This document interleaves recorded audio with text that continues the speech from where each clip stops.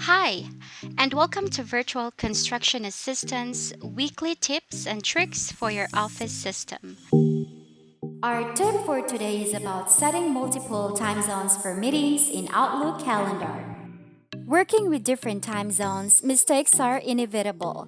Attempts to schedule a meeting when you're on PST and your client is halfway across the world on EST are typically an experience that requires a fair bit of math or a quick Google search to try to nail down the appropriate time.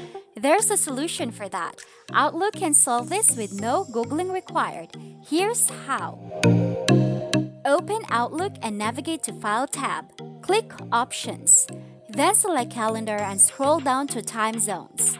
My first time zone is my client's time, so I'm gonna label it as work and select EST using the drop down. Check Show a second time zone and I'm gonna label this as home. This indicates that this is my time zone and add the second time zone from the drop down menu. Click OK.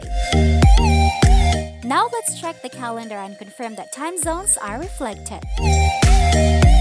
Amazing! This will surely help you choose a particular time slot to quickly schedule the meetings, organize the task, and of course, saving your time without Googling the time zones. That's all for today. See you again next week for another tips and tricks.